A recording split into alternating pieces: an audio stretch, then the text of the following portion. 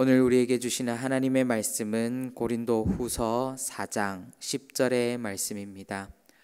고린도후서 4장 10절의 말씀입니다. 제가 가지고 있는 성경으로는 신약 성경 290면에 있습니다. 신약 성경 290면 고린도후서 4장 10절의 말씀입니다.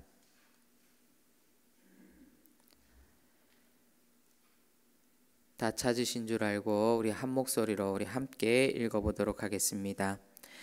우리가 항상 예수의 죽음을 몸에 짊어짐은 예수의 생명이 또한 우리 몸에 나타나게 하려 함이라.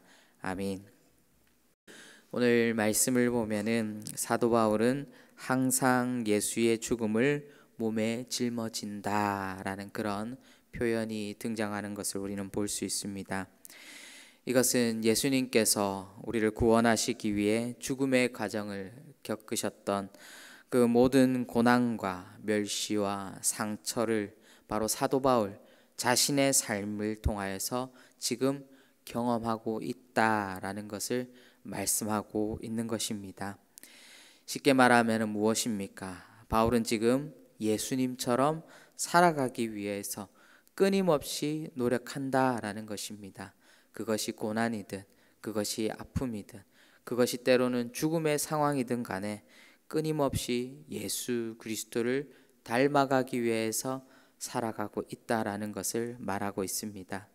그리고 그 결과가 무엇입니까? 그 결과 또한 이렇게 말하고 있습니다. 예수의 생명이 또한 우리 몸에 나타나게 하려 한다라고 그렇게 표현합니다. 예수의 죽음을 통하여서 죽음을 몸에 짊어지는 것은 또한 바로 예수 그리스도의 생명을 나타나게 하려 한다라는 그런 표현입니다.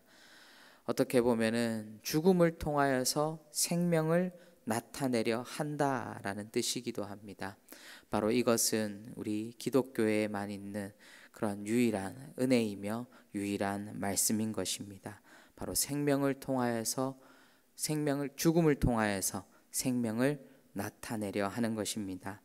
바로 예수님께서 고난받고 멸시천대를 받고 죽음으로 마무리하신 것이 아니라 그 죽음에서 부활하시어서 다시 생명을 얻으셨고 그 생명을 통하여서 어떻게 되었습니까? 바로 우리 한 사람 한 사람이 복음을 통하여서 구원받게 되었다라는 것입니다. 바로 하나님의 뜻을 이루어 하나님의 영광을 예수님께서 나타내신 것처럼 사도 바울 또한 지금 고난받고 있는 것, 지금 상처받고 아픔받고 있는 것, 바로 모든 것이 바로 자신을 하나님의 도구로 나타내려 하고 있음을 사도 바울은 이 고린도후서의 말씀을 통하여서 우리에게 보여주고 있습니다. 예수님께서 하나님의 뜻을 이루기 위하여서 스스로 고난받고 죽음을 선택하셨듯이 사도 바울 또한 하나님의 뜻을 이루기 위하여서 타의적으로 고난받는 것이 아니라 바로 스스로 고난을 선택하고 스스로 고난을 짊어지었다라고 그렇게 말하고 있는 것입니다. 이러한 사도 바울의 고백을 가장 잘 나타내는 말이 바로 빌립보서 1장 20절과 21절 말씀입니다. 이 말씀을 제가 읽어드리겠습니다. 나의 간절한 기대와 소망을 따라 아무 일에든지 부끄러워하지 아니하고 지금도 전과 같이 온전히 담대하여 살든지 죽든지 내 몸에서 그리스도가 존귀하게 되게 하려 하나니 이는 내가 사는 것이 그리스도니 죽는 것도 유익함이라. 아멘. 우리가 잘 알고 있듯이 빌립보서는 옥중 서신입니다. 옥중에서도 이러한 고백을 할 수 있었던 그 이유가 무엇이겠습니까? 그것은 날마다 하루도 빠짐없이 내가 죽어야지만 예수가 산다. 내가 복음을 위해 고난받고 고통받아야지만이 예수 그리스도의 그 복음이 드러나고 그 복음이 역사되어지는 것을 누구보다 사도 바울이 잘 알았기 때문에 옥중에서도 내가 사는 것이 그리스도니 죽는 것도 유익함이다 라고 그렇게 고백하고 있는 것입니다.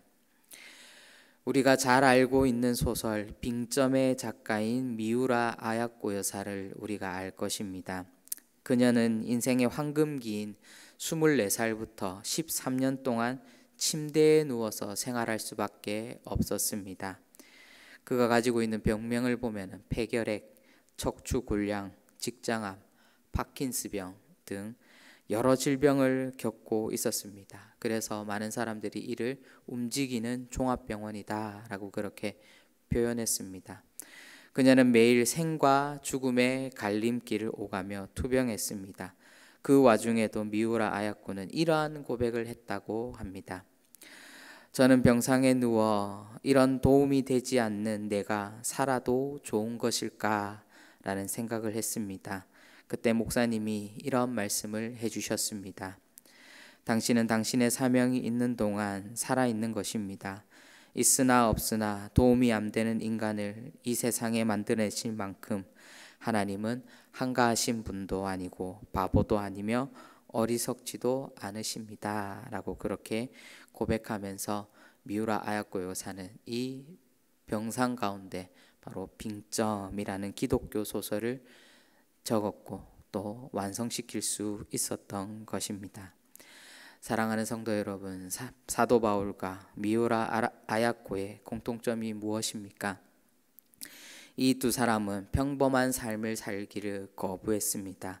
이들은 세상이 좋다고 말하고 세상이 즐겁다고 말하는 그 모든 것을 포기하고 바로 사명자로 살았습니다. 사명자로 살았기에 이들의 삶이 고난과 역경과 매일매일의 삶 속에 삶과 죽음을 오가는 그런 삶이었지만 그들에게는 살아갈 이유가 있었습니다. 어떤 이유입니까?